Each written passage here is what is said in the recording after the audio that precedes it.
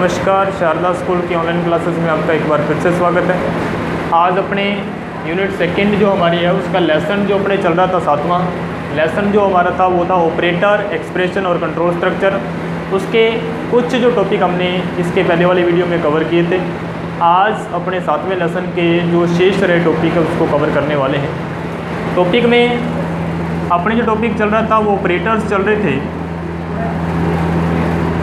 और ऑपरेटर्स में आज अपने एक महत्वपूर्ण ऑपरेटर्स की बात करने वाले हैं जिससे रिलेटेड पेपर में क्वेश्चन आने की संभावना रहती है।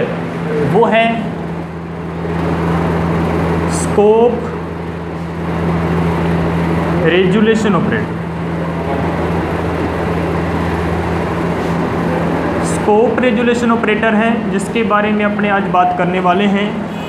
इसके अगर अपने सिंबल की बात करें तो आपको इस तरीके से 4 डॉट अगर अपने बनाते हैं तो ये जो ऑपरेटर है, ये जो सिंबल है, ये आपका कहलाता है स्कोप रेजुलेशन ऑपरेटर। इसका वर्क क्या है वो अपने समझने वाले हैं, इसकी डेफिनेशन क्या है वो अपने समझने वाले हैं। सबसे पहले अगर अपने इसकी डेफिनेशन की बात करें तो इसकी डेफिनेशन आप लिखेंगे कि ये जो ऑपरेटर है, इस ऑपरेटर की सहायता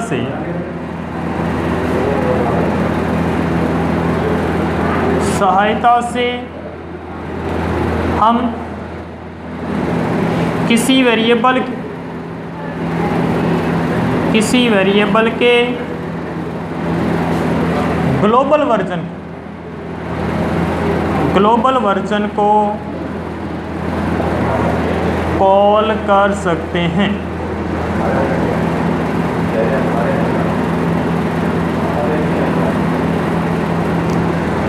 ये एक तरह से इसकी डेफिनेशन है कि जो स्कोप रेजुलेशन ऑपरेटर है, ये ऑपरेटर क्या करता है, किसी भी वेरिएबल के ग्लोबल वर्जन को कॉल करने में हमारी मदद करता है।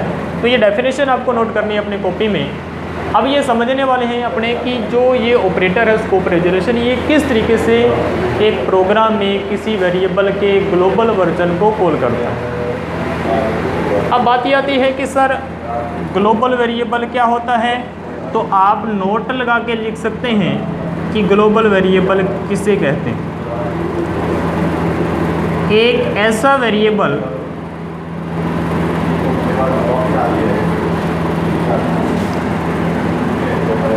जिसका स्कोप पूरे प्रोग्राम में होता है,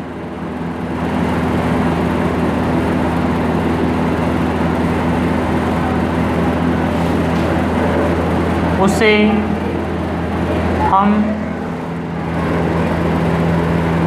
ग्लोबल वेरिएबल कहते हैं।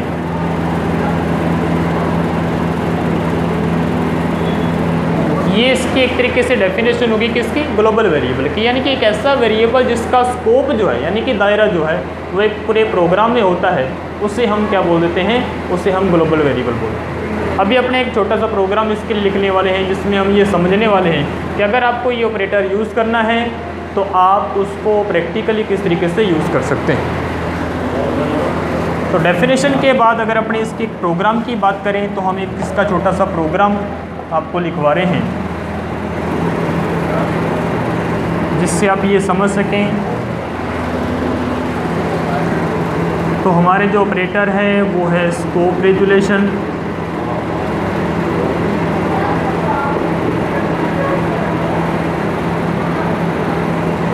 उसका हम प्रोग्राम लिखने वाले हैं। तो सबसे पहले अपने को C++ लैंग्वेज में 2 हेडर फाइल हमें इंक्लूड करनी है। तो फर्स्ट जो हमारी हेडर फाइल है वो है IOStream, और सेकंड जो हमारी हेडर फाइल है वो है conio.h।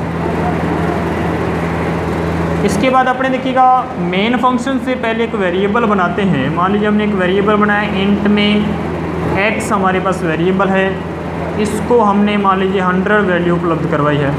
तो इस वेरिएबल को हम यहाँ पे कमेंट लगा के इसको ग्लोबल वेरिएबल लिख देते हैं, यानी कि ये हमारे प्रोग्राम में ग्लोबल वेरिएबल होगा। इसके बाद आपको वॉइड मैन यूज़ करना है।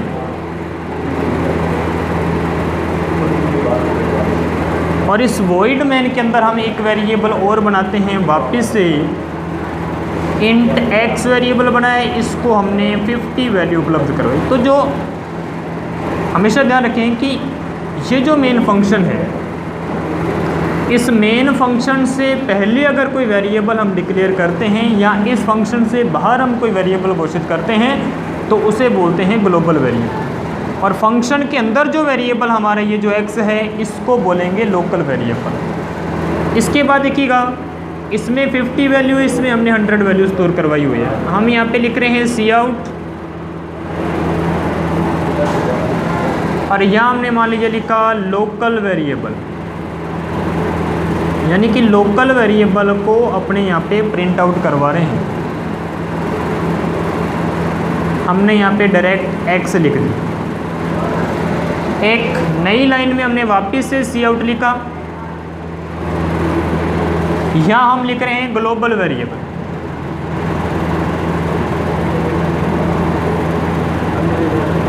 ग्लोबल वेरिएबल लिखने के पश्चात हमेशा ध्यान रखें, जब भी आप किसी वेरिएबल के ग्लोबल वर्जन को, ये हमारा x यहाँ पे ग्लोबल है और यहाँ पे लोकल है, क्या डिफरेंस होता है लोकल ग्लोबल में? जो ग्लोबल होता है उसकी डेफिनेशन मैंने अभी आपको बताई कि जो स्कोप है ग्लोबल वेरिएबल का वो पूरे प्रोग्राम में हो, जबकि लोकल वेरिएबल का जो स्कोप होता है वो एक लिमिटेड एरिया में होगा।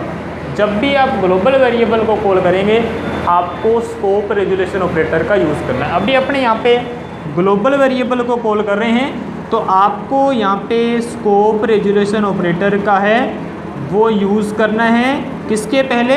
ग्लोबल वेरिएबल के नाम से पहले। उसके बाद आप x जो हमारा ग्लोबल वेरिएबल है उसको यहाँ पे लिखेंगे, और फाइनली जब आप गेट ch का यूज़ करेंगे लास्ट में, और इस करली ब्रैकेट को यहाँ पे आप क्लोज कर देंगे। ये एक छोटा सा प्रोग्राम है जिसमें हम लोकल और ग्लोबल के डिफरेंस को भी समझने वाले हैं, साथ ही साथ हम ये समझने वाले हैं कि स्कोप रेजुलेशन ऑपरेटर का क्या यूज़ है, क्या इम्पोर्टेंस है।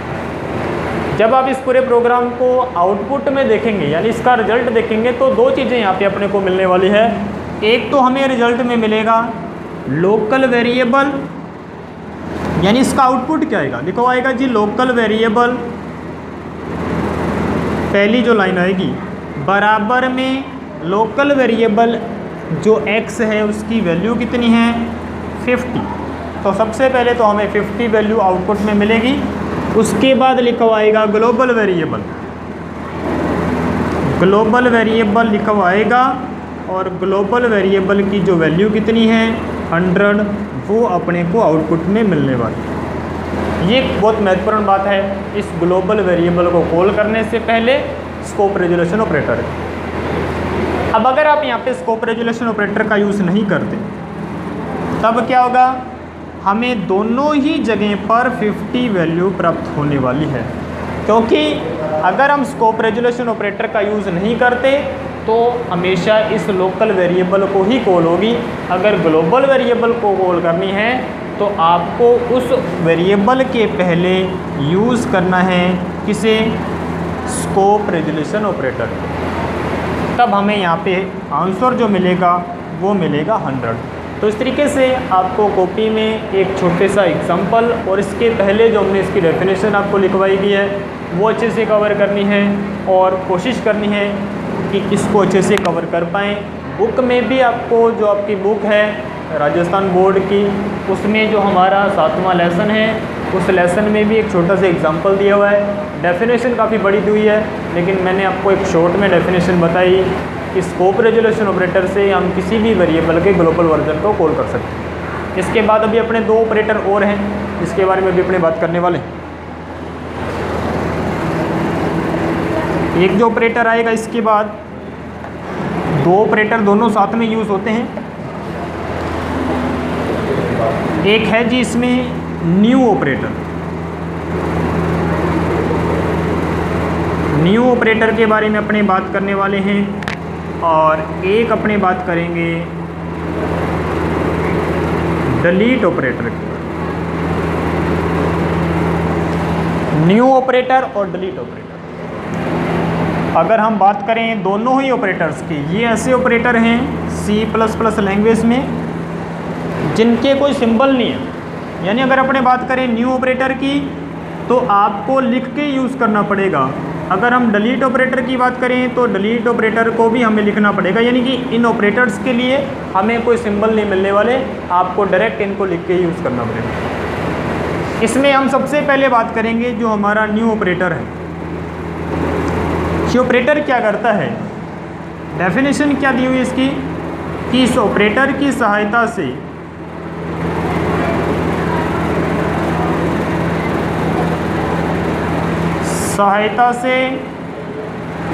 हम किसी ऑब्जेक्ट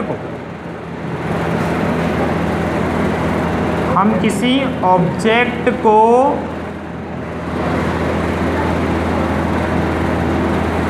पर्याप्त मेमोरी उपलब्ध करवा सकते हैं।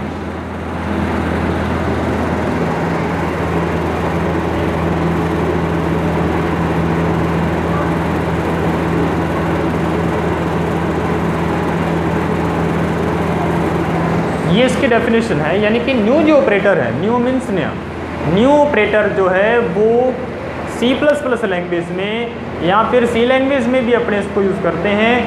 ये C और C++ लैंग्वेज में किसी ऑब्जेक्ट को, बड़ी महत्वपूर्ण इसकी डेफिनेशन है, किसी ऑब्जेक्ट को मेमोरी चाहिए तो हमें न्यू ऑपरेटर का यूज़ करना।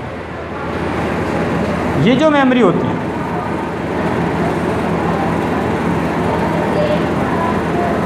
ये मेमोरी रन टाइम के दौरान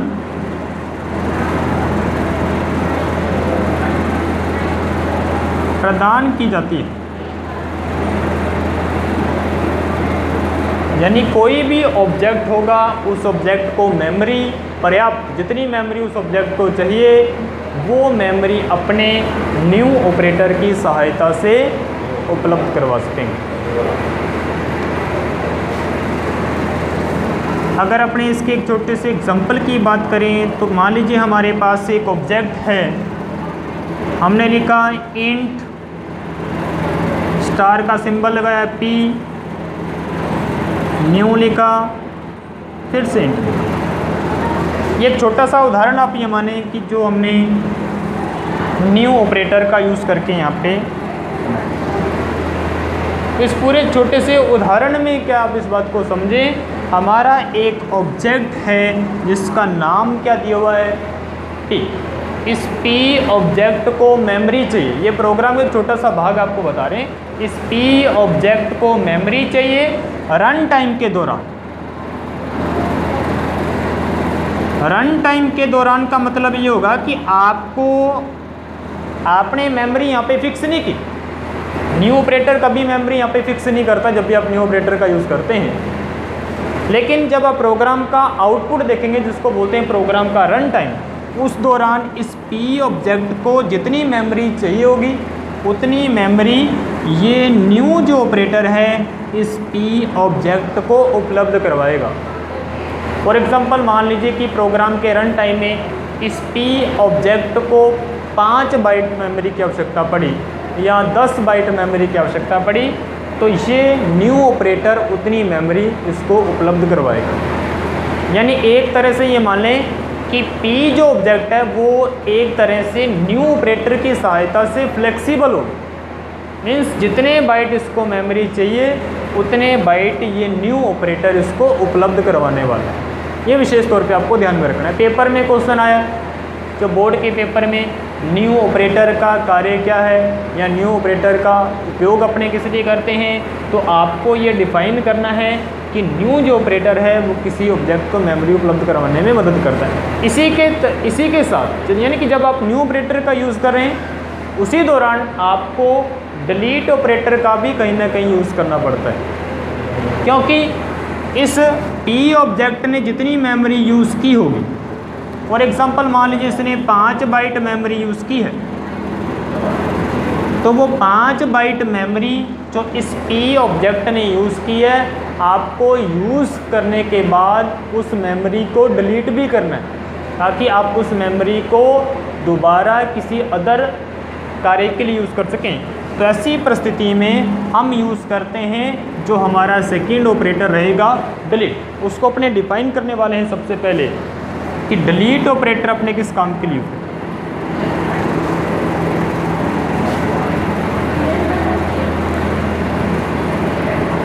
तो डिलीट ऑपरेटर की डेफिनेशन ये कि इस ऑपरेटर की सहायता से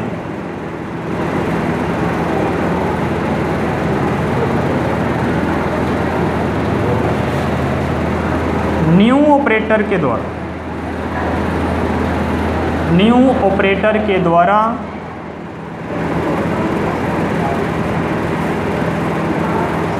ऑब्जेक्ट्स को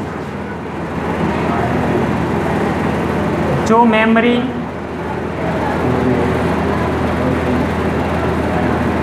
उपलब्ध करवाई जाती है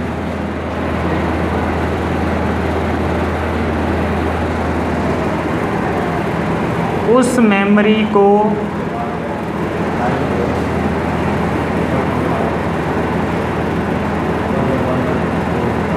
मुक्त लिख सकते हैं या फिर खाली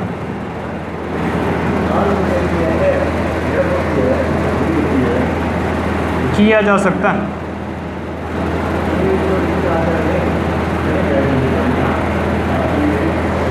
यानी कि न्यू ऑपरेटर जो मेमोरी उपलब्ध करवाएगा किसी ऑब्जेक्ट को, डिलीट ऑपरेटर उस मेमोरी को ख़त्म करेगा। एग्जांपल देखिएगा, माने कि आपने लिखा डिलीट, उसके बाद आपने लिख दिया मान लीजिए पी, सेमीकोलन लगा दिया, तो इसका अर्थ ये हुआ कि जो हमारा पी ऑब्जेक्ट था, डिलीट ऑपरेटर ने उस ऑब्जेक्ट को क्या कर दिया, एक तरह से जो मेमोरी इसने यूज़ की हुई थी उस मेमोरी को वापस से खाली कर दिया। माने कि हमने एग्जांपल के तौर पे आपको बताया कि इसने मान लीजिए 5 बाइट की मेमोरी यूज़ की है, तो वो 5 बाइट की जो मेमोरी है डिलीट ऑपरेटर उसको खाली करके दे दे। इन फ्यूचर आप उस मेमोरी को किसी अदर कार्य के लिए यूज़ कर सकते हैं। तो ये हमारे 2 ऑपरेटर थे काफ़ी महत्वपूर्ण, न्यू ऑपरेटर और डिलीट ऑपरेटर। इसके बाद हम एक और महत्वपूर्ण टॉपिक जो कि 7वें लेसन का है उस पर अपने चर्चा करने वाले हैं।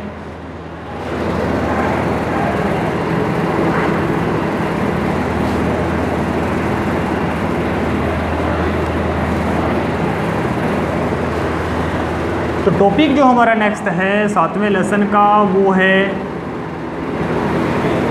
एक्सप्रेशन। ये भी काफ़ी महत्वपूर्ण टॉपिक है कि एक्सप्रेशन क्या होता है, ये 7वें लेसन में दिया हुआ काफ़ी इंपॉर्टेंट टॉपिक है। डेफिनेशन की अगर अपने बात करें तो C++ में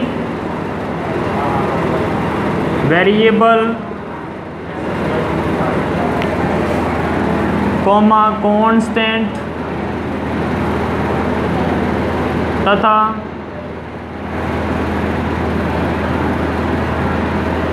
ऑपरेटर के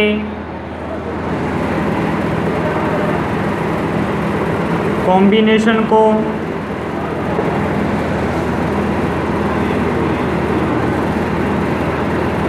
एक्सप्रेशन कहा जाता है।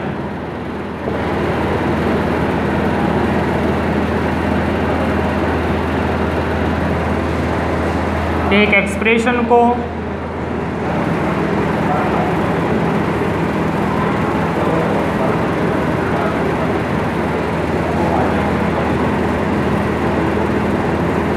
भाषा में दिए गए नियमों के अनुसार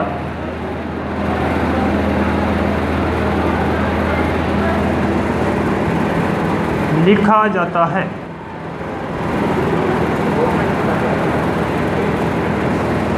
तो ये हमने एक डेफिनेशन लिखी हुई है एक्सप्रेशन की, काफ़ी महत्वपूर्ण टॉपिक है। अभी जो पेपर हुआ है 19-20 सेशन का, उसमें क्वेश्चन आया था एक्सप्रेशन से आप क्या समझते हैं, तो हमें डिफ़ाइन करना था एक्सप्रेशन को, डेफिनेशन बतानी थी एक्सप्रेशन की। डेफिनेशन एक्सप्रेशन अपने बोलते किसे C++ लैंग्वेज में, क्योंकि ये इस तरह के वर्ड काफ़ी इंपॉर्टेंट होते हैं पेपर की दृष्टि में। तो हमने डेफिनेशन में क्या लिखा हुआ है कि C++ में वेरिएबल वेरिएबल, कांस्टेंट और एक है ऑपरेटर।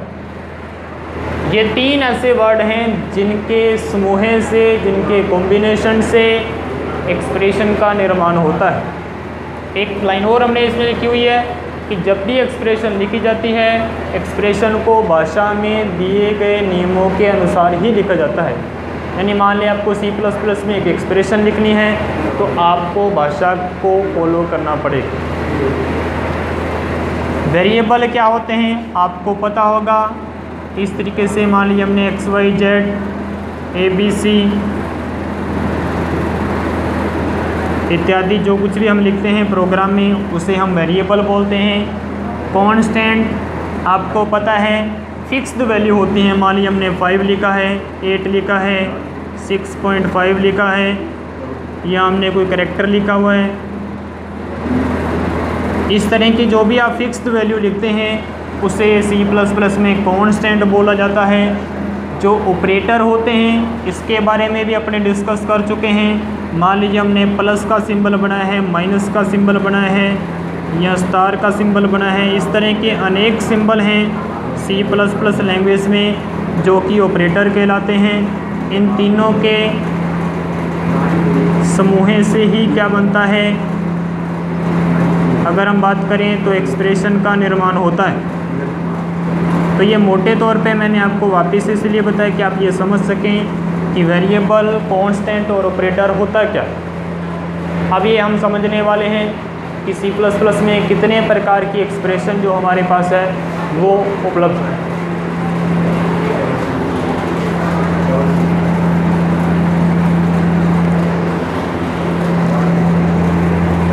इसी में हम लिखेंगे कि C++ में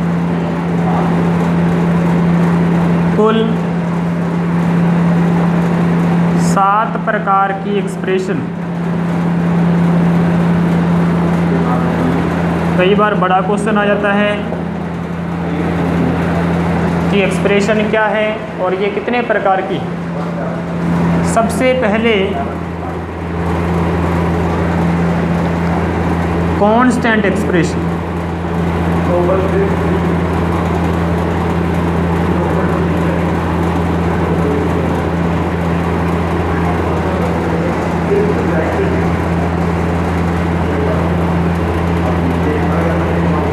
सेकंड नंबर पे है इंटीजर एक्सप्रेशन।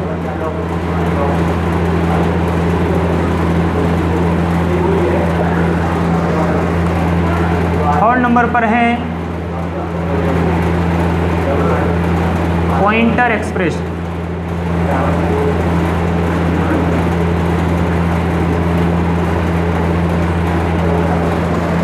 फोर्थ नंबर पर है लॉजिकल एक्सप्रेशन।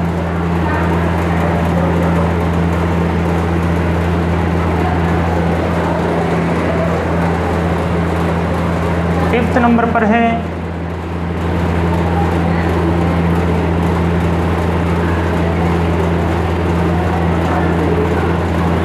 Conditional expression.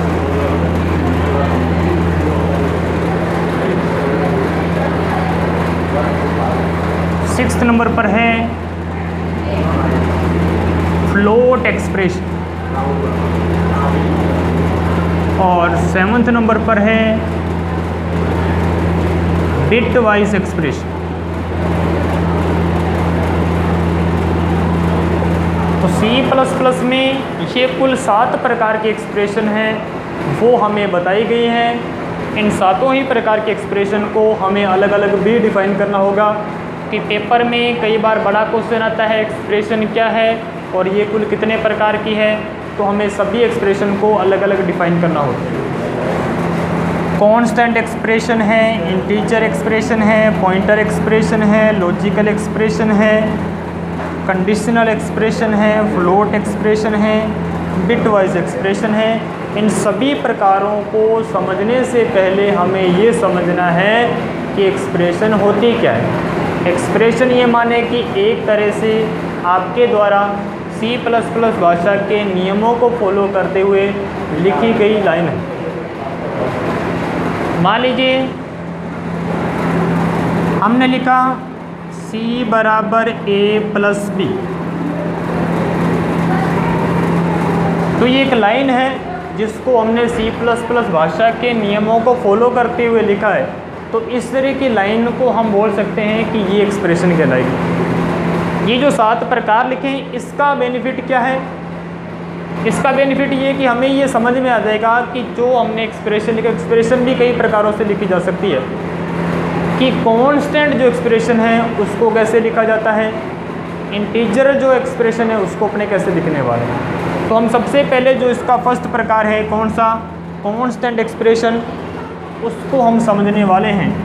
तो आप हेडिंग के तौर पे लगाएंगे कि कांस्टेंट एक्सप्रेशन क्या होता है। एक छोटी सी डेफिनेशन इसकी बन जाती है,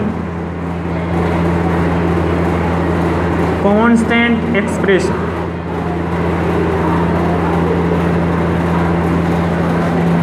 इसकी डेफिनेशन ये है कि इसमें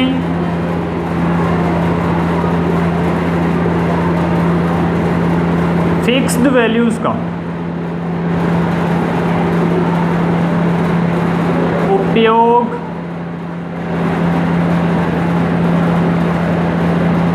होता है। यानी जो कांस्टेंट एक्सप्रेशन है उसमें आप सिर्फ और सिर्फ फिक्स्ड वैल्यू ही उपयोग में ले सकते हैं। फिक्स्ड वैल्यू यानी कि जो निश्चित वैल्यू है उन्हीं का उपयोग करके अगर आप कोई एक्सप्रेशन लिखते हैं तो वो आपकी कांस्टेंट एक्सप्रेशन कहलाएगी। एग्जाम्पल आप देखें इसके लिए छोटा सा, अगर अपने लिखें, माने आपने लिखा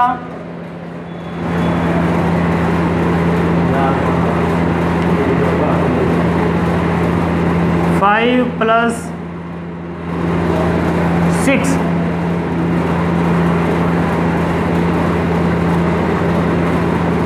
तो इसमें जो हमने 5 जो वैल्यू यूज़ की है वो हमारी फिक्स्ड वैल्यू है और 6 जो है वो भी हमारी फिक्स्ड वैल्यू है। अगर आप इस तरह की कोई भी एक्सप्रेशन लिखते हैं जिसमें आप निश्चित वैल्यू यूज़ करो, वो पॉइंटों में भी हो सकती है। मान लीजिए हमने 5 + 6.5 लिखा, यहाँ हमने मान लीजिए 6.5 + 7.3 लिखा। जब भी आप फिक्स्ड वैल्यू यूज़ करें इस तरीके से या इस तरह से या इस तरह से या अदर किसी भी तरीके से C++ लैंग्वेज में, तो वो आपकी जो एक्सप्रेशन बनेगी वो आपकी कांस्टेंट एक्सप्रेशन कहलाएगी। यही हमने इसकी छोटी सी डेफिनेशन में लिखा हुआ है, क्योंकि यहाँ पे 5, 6 दोनों फिक्स्ड हैं और ये 5 और 6.5 ये भी फिक्स्ड हैं और इधर ये जो पॉइंटों वाली दोनों संख्या हैं 6.5 और 7.3 ये भी फिक्स्ड वैल्यू हमने यूज़ की होंगी और ये हमने भाषा के नियमों को फॉलो करके लिखे होंगे। इसके बाद हम इसके जो सेकंड एक्सप्रेशन है इंटीजर, उसकी बात करने वाले हैं।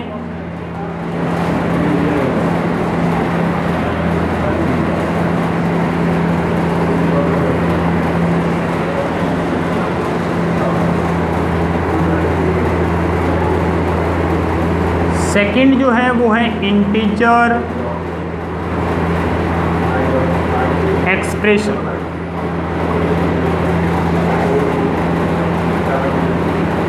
इसमें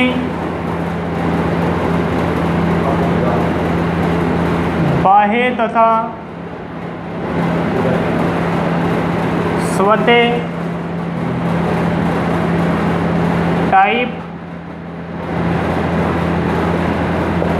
कन्वर्जन के पश्चात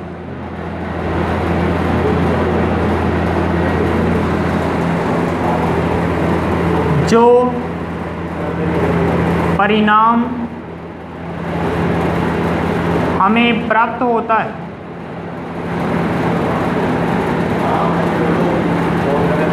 वह परिणाम इंटीजर प्रकार का होता है।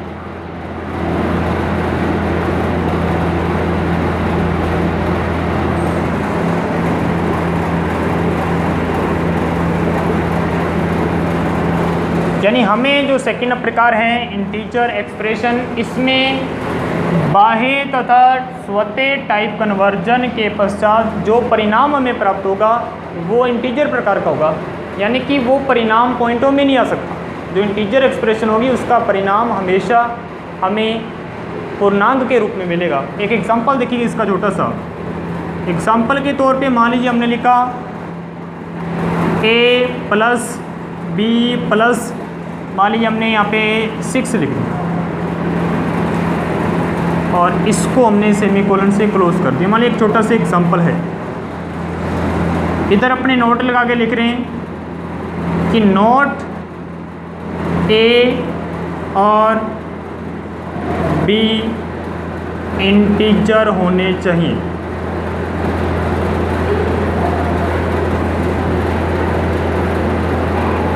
यानी अगर ये ए है, इसके पास इंटीजर वैल्यू होगी। इंटीजर मैंने आपको इसके पहले वाले वीडियोस में बताया हुआ है, इंटीजर फिक्स्ड वैल्यू होती हैं, पॉइंट वाली संख्या अपने इंटीजर में काउंट नहीं करते। यानी अगर ए में और बी में दोनों में हम इंटीजर वैल्यू रख दें तो हमें जो परिणाम मिलेगा वो भी स्वाभाविक तौर पे इंटीजर ही मिलने वाला। मान लीजिए कि हमने ए में यहाँ पे 10 रख दिए, बी में भी हमने 10 रख दिए और ये जो 6 है ये फिक्स्ड वैल्यू है, तो जो हमें परिणाम मिलेगा वो भी इंटीजर प्रकार का है। तो आप ये माने कि ऐसी कोई भी एक्सप्रेशन जिसमें हम फिक्स्ड वैल्यू बिना पॉइंटों वाली संख्या यूज़ करें तो जो हमें परिणाम मिलेगा वो भी बिना पॉइंटों में होगा। ये जो एक्सप्रेशन आप लिख रहे हैं ये एक्सप्रेशन आपकी कहला रही है इंटीजर एक्सप्रेशन। बाकायदा हमने साइड पे एक नोट लगा के और लिखा हुआ है। ये नोट हमने इसलिए लगाया क्योंकि ए और बी दोनों वेरिएबल हैं और वेरिएबल पॉइंटों में भी हो सकते हैं, ये आपको विशेष तौर पे ध्यान में रखना है। इसलिए वेरिएबल कैरेक्टर में भी हो सकते हैं, इसलिए हमने पहले से ये बात फिक्स कर दी कि ए और जो बी है ये इंटीजर प्रकार के होने चाहिए, तभी अपने को परिणाम इंटीजर प्राप्त होने वाला। इसके बाद अपने बात करने वाले हैं पॉइंटर जो एक्सप्रेशन है उसकी।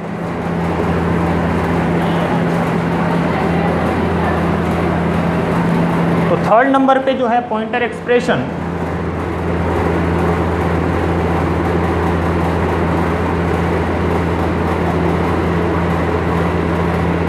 इसकी डेफिनेशन क्या है? इसमें किसी वेरिएबल का एड्रेस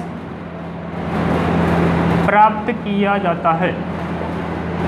यानी ऐसी कोई भी एक्सप्रेशन आप लिखें जिसमें हम किसी वेरिएबल का एड्रेस प्राप्त कर रहे हैं तो वो एक्सप्रेशन कहलाएगी पॉइंटर एक्सप्रेशन।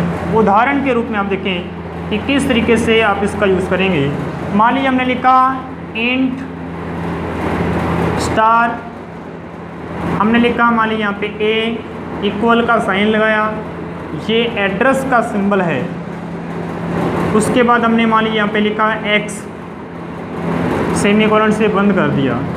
ये जो एक स्टेटमेंट है या ये जो लाइन हमने लिखी हुई है, इस लाइन में अगर आप देखें तो ये जो ए है या पूरी ये स्टेटमेंट, आप ये पूरी स्टेटमेंट कहलाएगी पॉइंटर एक्सप्रेशन। इसमें क्या हो रहा है, एक्स का जो एड्रेस है, एक्स हमारे पास एक वेरिएबल है, मान लीजिए कि एक्स में 100 है, एक्स हमारा वेरिएबल है, इस वेरिएबल के पास कोई ना कोई वैल्यू होगी, मान लीजिए 100 है, वो वैल्यू कंप्यूटर की मेमोरी पर जिस जगह पर स्टोर होगी वो उसका एड्रेस है।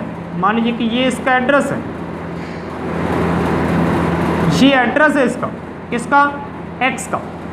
तो इस एड्रेस को कंप्यूटर की मेमोरी पे जो एड्रेस, उसकी बात अपने कर रहे हैं, इस एड्रेस को अगर अपने रिसीव करना चाह रहे हैं या जानना चाह रहे हैं तो आपको इस तरीके से एक एक्सप्रेशन, एक लाइन लिखनी पड़ती है। उसी एक्सप्रेशन को, लाइन को हम क्या बोल रहे हैं, पॉइंटर एक्सप्रेशन बोल रहे हैं। यानी कि एक्स का एड्रेस किसके पास है, ए के पास, तो आप ए से एक्स का एड्रेस रिसीव कर सकते हैं कि कंप्यूटर की मेमोरी में वो एड्रेस क्या है। इसके बाद देखिएगा जो नंबर 4 पे हमारी एक्सप्रेशन है लॉजिकल, उसकी अपने बात करेंगे।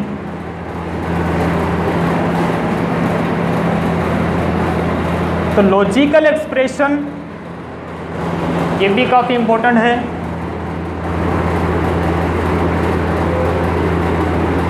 तो लॉजिकल एक्सप्रेशन में अगर अपने बात करें इसकी डेफिनेशन की, तो डेफिनेशन ये बनेगी कि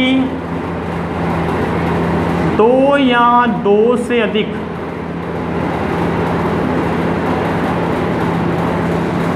रिलेशनल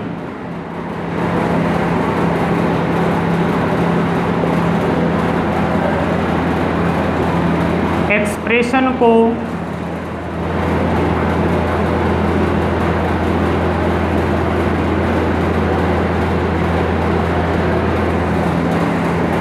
जोड़ना ही लॉजिकल एक्सप्रेशन कहलाएगी।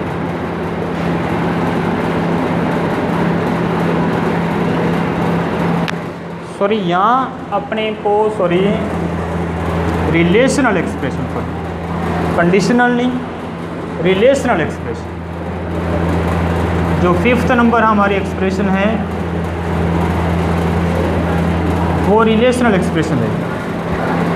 तो डेफिनेशन क्या हुई लॉजिकल एक्सप्रेशन की कि दो या दो से अधिक रिलेशनल एक्सप्रेशन को जोड़ना क्या कहलाता है, आपके लॉजिकल एक्सप्रेशन कहलाएगी। अब लॉजिकल एक्सप्रेशन को एग्जाम्पल के माध्यम से अगर अपने देखें तो छोटा सा एग्जाम्पल इसका लेके चल रहे हैं। एग्जाम्पल में मान लीजिए हमने लिखा यहाँ पे कि A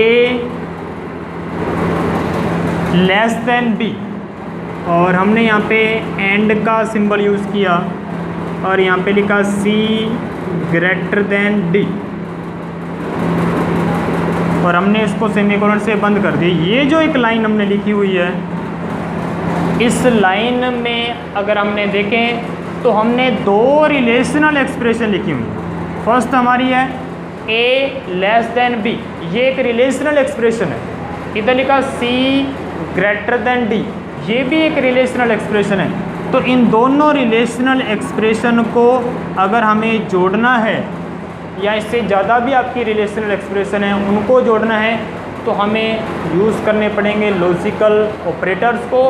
अगर हम लॉजिकल ऑपरेटर को यूज़ करते हैं तो जो पूरी एक्सप्रेशन बनती है या जो पूरी लाइन बनती है उसे हम बोल देते हैं लॉजिकल एक्सप्रेशन। तो सर बंद करिए, थोड़ा रोक दो। तो जो रिलेशनल एक्सप्रेशन होते हैं, हमेशा ध्यान रखें, रिलेशनल जो एक्सप्रेशन है उन एक्सप्रेशंस को लिखने के लिए हमें कुछ सिंबल यूज़ करने पड़ते हैं। वो मैं सिंबल यहाँ पे आपको बना के बता रहा हूँ, जो सिंबल हमें रिलेशनल एक्सप्रेशन को लिखने के लिए यूज़ करना है। तो हमने यहाँ पे ये फर्स्ट वाला सिंबल और ये सेकेंड वाला सिंबल, ये दो सिंबल यूज़ करके दो अलग अलग रिलेशनल एक्सप्रेशन लिखी हुई हैं। इनको जोड़ने के लिए जो एक्सप्रेशन बनेगी वो आपके कहलाएगी लॉजिकल एक्सप्रेशन। अब ये रिलेशनल एक्सप्रेशन मिनिमम दो चाहिए बने, मैक्सिमम कितनी भी हो सकती हैं, मिनिमम आपके पास दो रिलेशनल एक्सप्रेशन होने चाहिए। इसके बाद हम इसी रिलेशनल एक्सप्रेशन की बात करेंगे।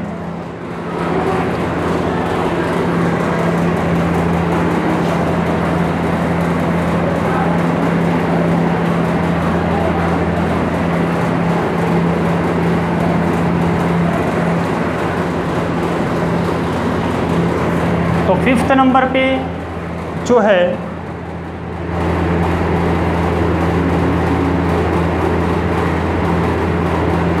रिलेशनल एक्सप्रेशन,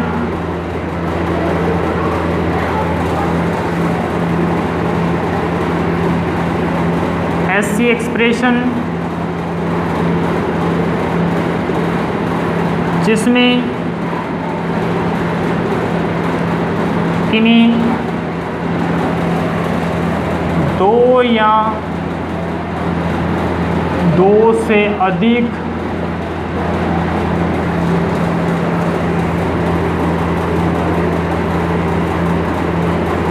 वेरिएबल्स की तुलना की जाती है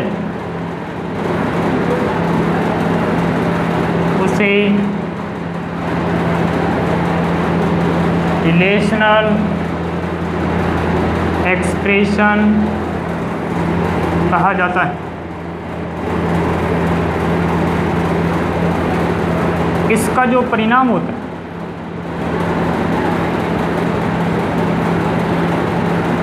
ट्रू अथवा फॉल्स प्रकार का होता है।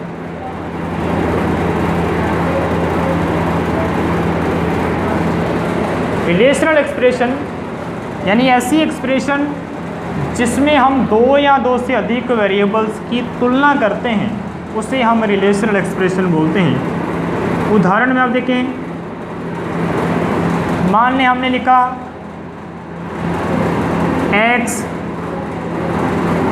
डबल इक्वल y, या हमने लिखा a नॉट इक्वल b, या हमने लिखा p लेस देन q। इस तरीके से आप कोई भी एक्सप्रेशन लिखें जिसमें आपके पास दो वेरिएबल हैं या दो से ज़्यादा वेरिएबल्स हैं, तो आप ये माने कि वो एक्सप्रेशन आपकी कहलाएगी रिलेशनल एक्सप्रेशन। सिंबल मैंने अभी आपको बताए थे, इसमें से कोई भी सिंबल यूज़ करके अगर आप कोई लाइन लिख रहे हैं तो वो रिलेशनल एक्सप्रेशन कहलाएगी। फर्स्ट लाइन में हमने डबल इक्वल सिंबल यूज़ किया है, इसमें हमने नॉट इक्वल का सिंबल यूज़ किया है, और थर्ड जो एक्सप्रेशन है उसमें हमने लेस देन।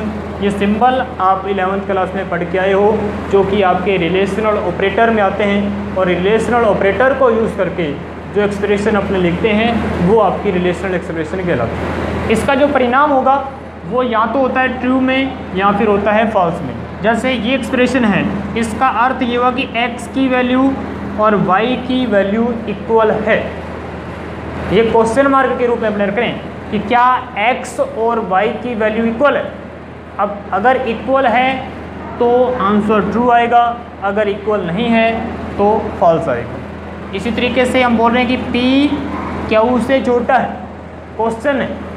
अब ये हो भी सकता है और नहीं भी हो सकता है, इसलिए इनका जो परिणाम होता है वो हमेशा ट्रू और फॉल्स में होता है। इसके बाद देखिएगा, जो हमारे 6th नंबर जो हमारी एक्सप्रेशन है उसकी अपने बात करेंगे, जो कि फ्लोट प्रकार की एक्सप्रेशन है और काफ़ी ज़्यादा यूज़ में आती है इस तरह की एक्सप्रेशन। तो 6th नंबर जो एक्सप्रेशन है वो है फ्लोट एक्सप्रेशन।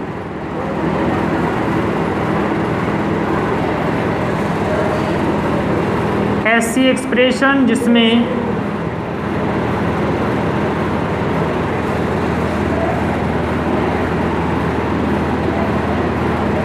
बाह्य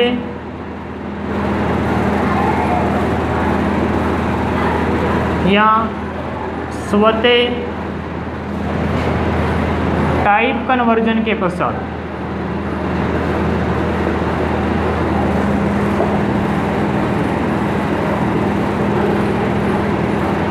परिणाम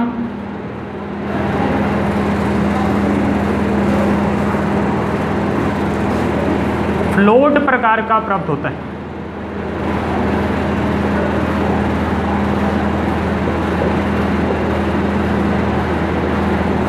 उसे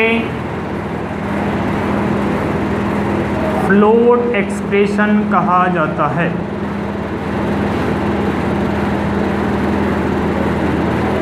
यानी कि जो हमें परिणाम मिलेगा फ्लोट एक्सप्रेशन का वो फ्लोट प्रकार का होगा। फ्लोट मीन्स दशमलव प्रकार का, फ्लोट बोलते हैं दशमलव को, यानी कि पॉइंटों में अपने को जो परिणाम मिलेगा एक्सप्रेशन का वो फ्लोट एक्सप्रेशन है। कुछ इस तरीके से आप देखें, उदाहरण के रूप में मान लें हमने लिखा कि a डिवाइड b, मान लें हमने एक लाइन लिखी हुई यहाँ पे। अब इसमें भी अपने ये नोट लगा के लिख देते हैं कि a और b फ्लोट प्रकार के होने चाहिए।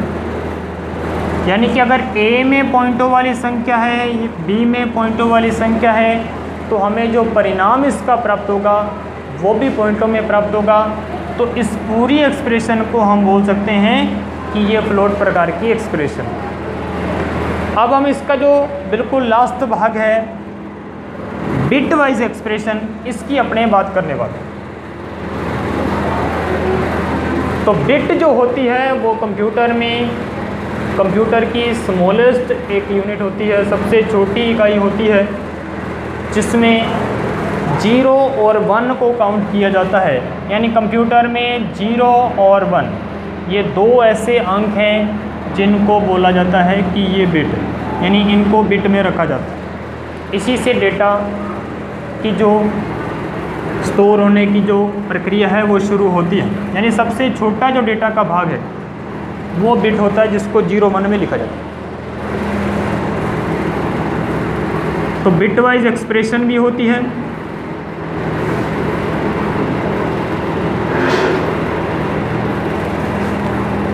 तो इसकी डेफिनेशन क्या है कि ऐसी एक्सप्रेशन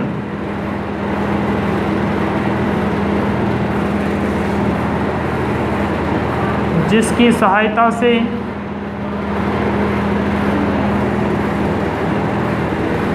C++ में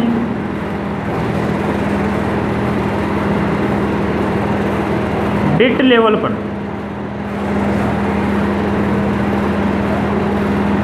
कार्य किया जा सकता है।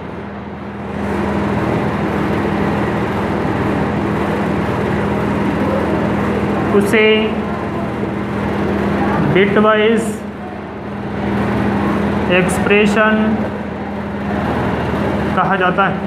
तो ये इसकी एक छोटी सी डेफिनेशन हुई कि ऐसी एक्सप्रेशन जिसकी सहायता से हम जो C++ लैंग्वेज में बिट लेवल पर कार्य कर सकते हैं, बिट लेवल मीन्स 0 और 1 पर कार्य कर सकते हैं, वो आपकी बिट वाइज एक्सप्रेशन कहलाती है। इसका एक छोटा सा मैं आपको उदाहरण भी बताना चाहेंगे।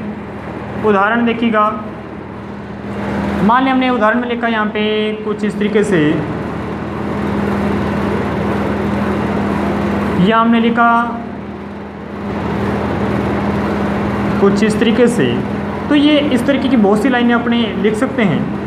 अब ये जो हमने फर्स्ट लाइन लिखी हुई है, इसका मतलब ये हुआ कि एक जो हमारा वेरिएबल है उसके 3 बिट को, कितने बिट को, ये जो हमने नंबर लिखा हुआ 3 बिट को, मान लें ए के पास ये बिट,